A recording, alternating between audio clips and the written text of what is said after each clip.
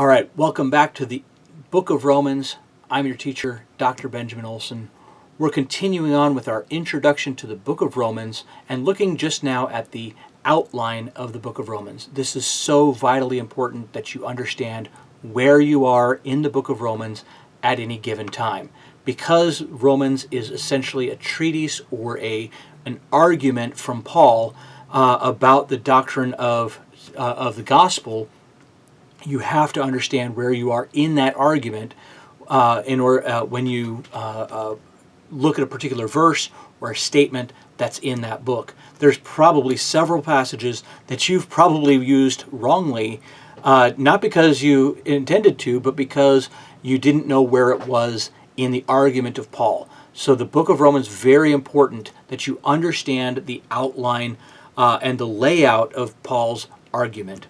So let's look at that right now. First of all, starting with the introduction. Paul gives greetings, chapter 1, verses 1 through 7, thanksgiving, Paul's interest in coming to the Romans in verses 8 through 15 of chapter 1, then the proposition of the letter, obviously the theme statement, chapter 1, verses 16 and 17.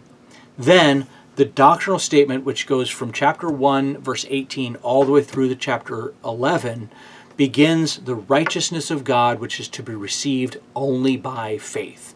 The righteousness of God is the most important aspect of the book of Romans. That is the righteousness of God that is needed by mankind, because the problem that mankind faces is the wrath of God that's being poured out on earth, that's being revealed from heaven against all unrighteousness, which we see at the beginning of chapter 1, verse 18, starting that problem right away. The universal need for righteousness. The unrighteous person, chapter 1, verses 18 to 32, really is everybody, but many times can be seen as the heathen, the moralist, or the hypocrite, chapter 2, verses 1 through 16. Then finally, the Jew in chapter 2, verses 17 to 3:18. That in chapter 3, verse 9 through 20, Paul then culminates that in every single human being who's ever lived is under the condemnation, under the wrath of God. That then brings in justification. The righteousness of God received by faith has delivered the believer from the penalty of original sin. Chapter 3, verse 21 through 5:21. Beginning in chapter 3, verse 21 through 31, justification is defined. Paul gives a very clear statement what justification is. This declaration that you've been delivered from the penalty of sin because of faith. Justification defined in chapter 3, verse 21 through 31. It's illustrated in the Old Testament in Abraham and David in chapter 4. Chapter 5, justification is assured that the believer has peace with God. And then the rest of chapter 5, verses 12 through 21, justification is contrasted with condemnation through the old man Adam and the new man Christ. Then sanctification, the righteousness of God is reckoned by faith, delivers the believer from the power of indwelling sin. Chapter 6, 1 through 8:17. The believer's relationship to sin is considered, chapter 6, verses 1 through 23. The believer's relationship to the law, chapter 7, verses 1 through 25. And the believer's relationship to the Holy Spirit in chapter 8, verses 1 through 17. Then beginning in chapter 8, verse 18, we look at glorification. The righteousness of God revealed by faith will deliver the believer from the presence of all sin. Chapter 8, verses 18 through 39. The glory of God is compared with the present suffering, chapter 8, verse 18 to 25. The glory of God is interceded for by the Holy Spirit, chapter 8, verses 26 and 27. And the glory of God is purposed by God from eternity, chapter 8, verses 28 through 39. Then the next section, vindication. Israel's rejection of God's righteousness. Israel's rejection is considered in chapter 9, verses 1 through 29. Israel is seen as culpable for its rejection. Chapter 9, verse 30 through 10:21. Israel's rejection is not complete, nor is it final in chapter 11, verses 1 through 32. Then the entire doctrinal section ends with a great doxology of praise, responsive praise by Paul about the wisdom of God. Then we see in chapter 12 that great transitional statement, I beseech you, therefore, brethren, by the mercies of God.